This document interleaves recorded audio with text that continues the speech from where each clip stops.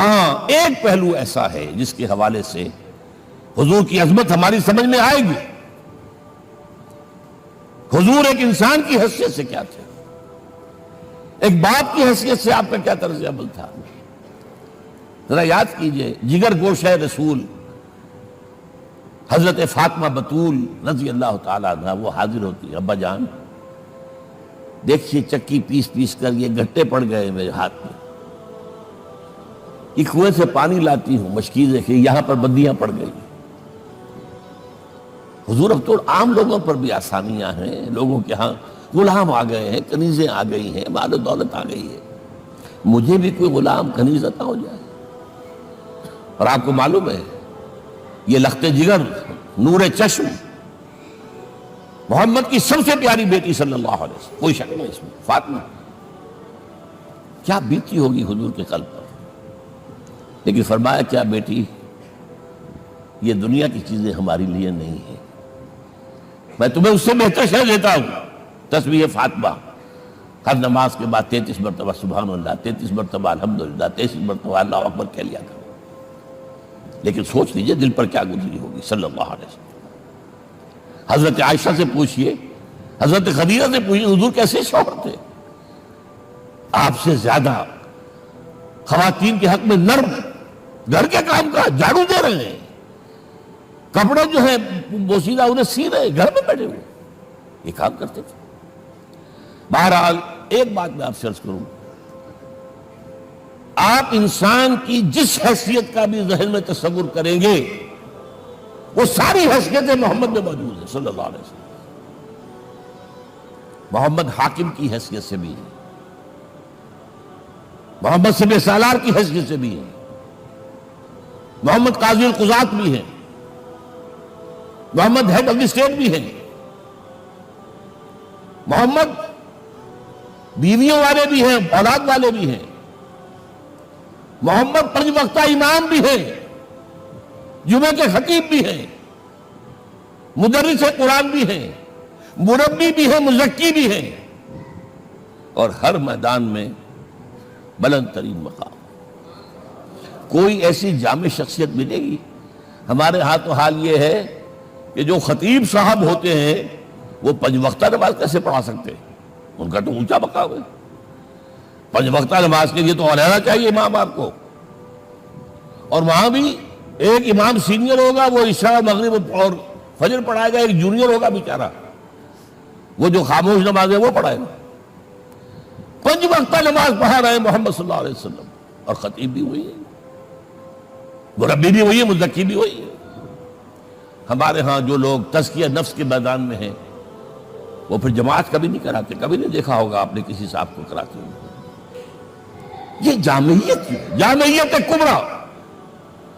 پہلی بات تو یہ نوٹ کیجئے, حضور انتہائی غیور انسان تھے, انتہائی غیور. یہ کہا جاتا ہے کہ اگر حضور گھوڑے اس پر سوار ہوتے تھے اونٹ پر اور آپ کا کوڑا نیچے گر گیا تو آپ یہ کسی سے نہیں کہتے تھے کہ ذرا یہ میرا کوڑا مجھے پکڑا دینا, یہ بھی گوارا نہیں تھا. آپ اونٹ بٹھا کر نیچے اتر کر اپنا کوڑا خود اٹھاتے تھے. کسی سے اپنے ذاتی کام کے لیے کوئی مدد مانگنا امکان ہی نہیں. بلکہ ایک واقعہ تو وہ ہے جب بھی میں تذکرہ کرتا ہوں میری آنکھوں میں آنسو آ جاتے ہیں. یہ ہجرت کے وقت کا واقعہ ہے. آپ کو معلوم ہے حضور نے تمام مسلمانوں کو مکے سے جانے کی اجازت دی, چلے جاؤ مدینے, چلے جاؤ مدینے. آپ خود تھے موجود, اس لیے کہ رسول اپنے مقام کو نہیں چھوڑ سکتا وداؤٹ ایکسپریس پرمیشن فرام اللہ سبحانہ و تعالی. اب حضرت ابوبکر پوچھ رہے ہیں حضور اجازت آ گئی نہیں آئی, آ گئی نہیں آئی, دن گزر رہے ہیں. حضرت عائشہ کی روایت ہے کہ ایک روز ہم نے دیکھا دوپہر کے وقت آ رہے ہیں حضور, کپڑے سے اپنا سر جو ہے ڈھانپا ہوا ہے.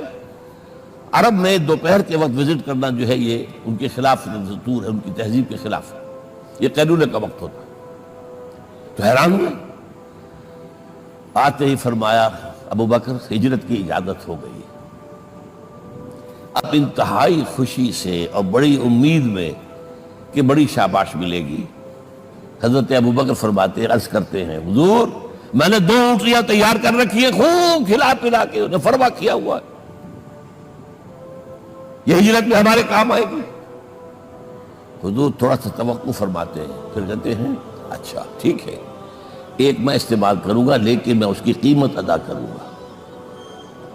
حضرت ابوبکر رو پڑے، حضور مجھ سے یہ مغایرت، سائے کے طرح کے ساتھ رہنے والا، اس سے یہ مغایرت، ذرا سے اشارے پر اپنی کم سن بیٹی پیش کر دی نکاح کے اندر، اس سے یہ مغایرت، رو پڑے۔ لیکن حضور کی اپنی غیرت تھی، میں قیمت دوں۔ اب بتائیے مدد کا کے لیے درکار تھی؟ مدد تھی ان کے مشن کے لیے۔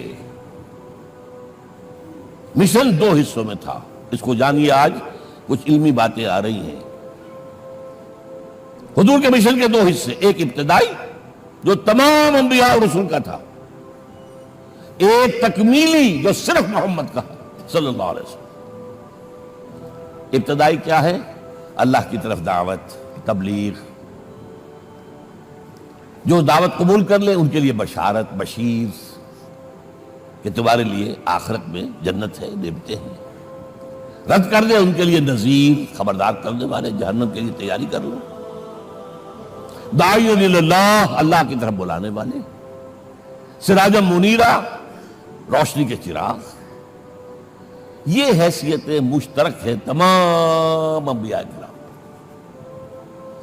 تمام انبیاء بشیر بھی تھے، نذیر بھی تھے، داعی بھی تھے، سراج منیر بھی تھے، اگرچہ ان تمام حیثیتوں میں بھی حضور کا سب سے اونچا مقام علیحدہ نمایاں ہے، لیکن حیثیتیں بنیادی طور پر مشترک ہیں۔